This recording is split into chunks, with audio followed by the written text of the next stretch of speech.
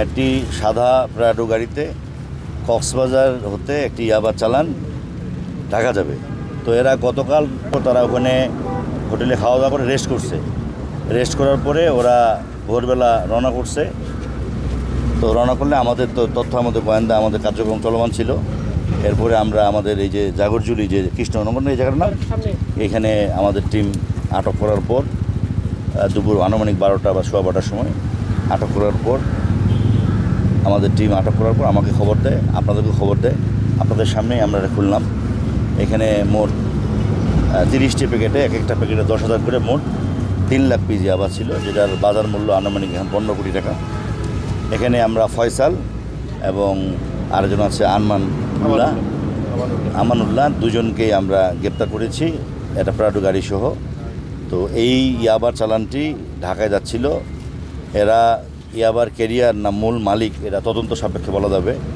আমরা এই ইয়াবার চালান এবং মাদকের বিরুদ্ধে যে আমাদের অভিযান এবং র্যালি সমাবেশ আমরা শুরু করেছি, তারই ধারাবাহিকতায় আমরা বড় চালানগুলি ধরার চেষ্টা করতেছি। ছোটোগুলো তো আমরা অভিযান শুরু করেছি এবং আপনারা ইতিমধ্যে রেজাল্ট টের পাবেন।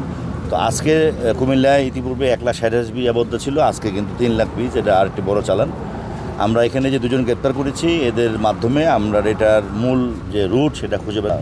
যে লকারে যে একটা ব্রিফকেসে বড় ব্যাগে ছিল লাগেজে, সেই লাগেজটি লক ছিল, লকটি আমরা ওদের সামনে ওদেরকে দিয়ে ভেঙে ফেলছি। ভাঙার পর আমরা এখান থেকে 3 লাখ পিস ইয়াবা যেটা উদ্ধার করলাম।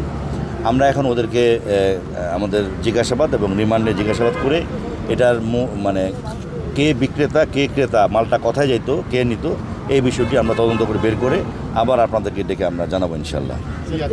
কক্সবাজার চকরের দুজনের বাড়ি। বিআরটিতে চিঠি দিব গাড়ির রেজিস্ট্রেশন অনুযায়ী, গাড়িটার মালিকানা, প্রকৃত মালিকানা কে এটা এই মুহূর্তে বলা সম্ভব হচ্ছে না। আমরা বিআরটিতে চিঠি দিলে বিআরটি আমাদেরকে জানাই দিবে কার নামে গাড়িটি রেজিস্ট্রেশন করা আছে এবং প্রকৃত মালিকের নাম সহ কারা এটার সাথে জড়িত আমরা বের করবো ইনশাল্লাহ। তবে ওরা এখনও কিছু স্বীকার করে নাই, ওরা বলতেছে না, কিছুই বলতেছে না।